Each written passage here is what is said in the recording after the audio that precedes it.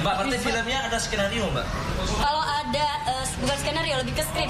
Ada. Tadi kebetulan Siska bawa barang buktinya itu berupa skrip dan surat perjanjian saya antar pihak. Berarti nggak semua pemain dikasih skrip berarti, Mbak? Soalnya ada yang ngaku Saya tidak tahu untuk judul film-film lain di Kelas Bintang ya. Tapi untuk Rama Tunggak, saya bisa jelaskan semua peran, semua talent dikasih skrip.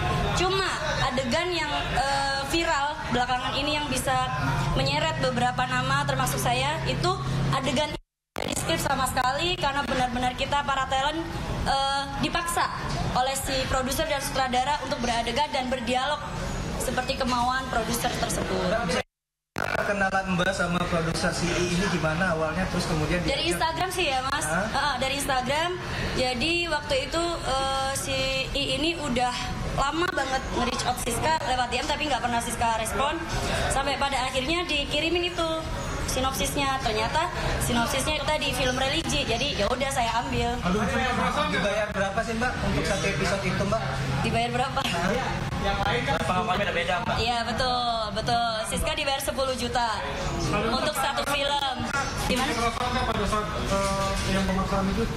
Nggak ada sih kalau unsur kekerasan. Cuma karena memang dibayarnya sudah di awal dan mau nggak mau kita talent udah ada perjanjian tanda tangan surat perjanjian dan dia sudah mengetemukan Siska dengan tim legalnya.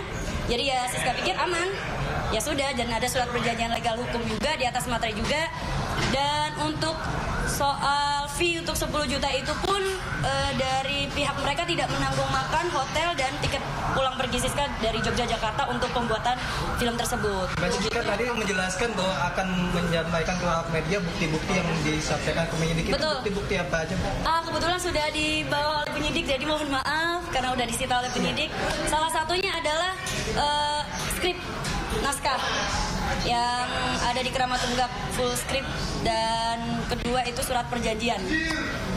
Merasa dibohongi nggak sih Kak? Merasa dijebak nggak sih? Kalau merasa dijebak sih tidak ya, bukan dijebak, tapi saya lebih ke dipaksa ketika kita syuting situ itu. Sebenarnya kita mengikuti skrip dan naskah, tapi saat kita syuting tuh dipaksa untuk melakukan adegan-adegan yang tidak ada di skrip atau naskah. Begitu. Gimana sih perasaannya ketika tidak sesuai dengan apa yang disampaikan? Oh, saya udah mau pulang. Saya bisa ditanyakan kepada talent-talent yang lain di Keramat Tunggak. Saya satu-satunya talent yang tidak ingin lanjut syuting saat itu karena dipaksa untuk beradegan di luar skrip. Tapi karena di surat perjanjian dia menyebutkan bahwasanya ketika ada tuntutan hukum nantinya pihak kedua yaitu saya sebagai talent tidak ikut bertanggung jawab. Jadi tanggung jawab penuh ditanggung oleh pihak pertama, makanya saya percayakan kepada mereka karena yaitu tadi saya diketemukan oleh tim legal atau kuasa hukum dari PH tersebut. Oh, berarti Mbak ini ada kontraknya ya? Bukan kontrak, hanya surat perjanjian selama proses syuting dan 3 hari itu saja. Adegan yang dimaksud itu adegan sur? Kamu pura-pura saja tidak tahu. Coba tebak. Apa? Ya, syutingnya di mana Mbak? Di Srengseng tahun berapa? Syutingnya Srengseng mana ya Mas? Di mana? Enggak, saya ingetnya di Pasar Minggu soalnya. Betul. Tahun berapa itu Mbak? Di April kemarin. Kenapa Mas? Korban atau enggak? Merasa menjadi korban. Saya hanya merasa dieksploitasi. Karena gini, setelah adanya film Keramat Tunggak 1, mereka masih menghubungi saya dan memaksa saya untuk bikin film Keramat Tunggak Part 2. Tapi saya tidak mau karena hasil dari Keramat Tunggak 1 aja sudah membuat saya merasa terancam gitu loh. Karena saya sudah pernah menjalani kasus hukum pornografi, jadi mau nggak mau saya harus lebih berhati-hati untuk menerima pekerjaan selanjutnya, betul. Kemudian mereka juga bikin film dengan judul Siska E, tapi nggak ada saya dan bukan saya pemerannya. Itu sudah jelas bahwasanya mereka hanya ingin mengeksploitasi nama Siska E. Begitu. Mbak, tapi Mbak tahu bahwa film itu akan di-upload di website mereka atau gimana? Nggak tahu. Bisa dikatakan film itu? Tahunya setelah viral di Twitter malah. Oh, berarti bisa dikatakan Dia bilangnya film itu akan ditayangkan di mana? Dia memang bilang di website seperti Netflix, udah gitu aja. Mbak, berarti bisa dikatakan sebelum film ini tayang Mbak nggak nonton hasil akhirnya? Tidak, padahal dalam surat perjanjian ada perjanjian kita harus kayak apa ya namanya review ya, screening kayak sama talent gitu loh. Tapi ternyata enggak, tiba-tiba dimunculin, ya udah. Berarti justru tahunnya alasan awal untuk kemarin gak gubris DM pertama kali untuk dihubungin itu kenapa? Karena aku tahu dia dari profil Instagramnya aja, poster-poster filmnya sudah banyak talent-talent yang mungkin bisa dibilang kategori talent dewasa ya, dengan talent seksi-seksi gitu. Tapi ternyata setelah dia menawarkan sinopsis dan skenario, sinopsis singkat ceritanya film itu karena religi, jadi aku gitu teman-teman. Jadi di awal tidak dikatakan film ini konten. Kasih. Ya. Mbak dari polisi ya bilang akan dipanggil lagi. Aduh, saya nggak tahu.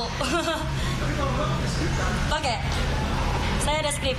Berarti terkait bayaran juga yang katanya dibayar 1 juta 500. Saya Mbak kan tidak. udah 2 kali nih menghadapi proses hukum Iya, ya. Itu iya, gimana iya. Mbak? Apa yang ingin Mbak sampaikan gitu? Yang ingin saya sampaikan gini, kita masih rancu untuk urusan film dewasa dan film porno. Kita saja tidak bisa membedakan mana film dewasa, mana film porno. Benar? Kemudian ada nggak sih yang benar-benar hukum atau undang-undang yang untuk nge-screening film dewasa dan kategori film porno sendiri itu di negara kita seperti Ini film dewasa apa film porno? film dewasa religi. Dewasa film dewasa. Religi. Menurut Jangan pengetahuan Siska. yang saya perankan juga film dewasa religi. Oke. Bukan sepengetahuan karena memang skrip dan narasinya memang seperti itu. Waktu itu proses syutingnya berapa lama Mbak? Seminggu? 3 hari. 3 hari.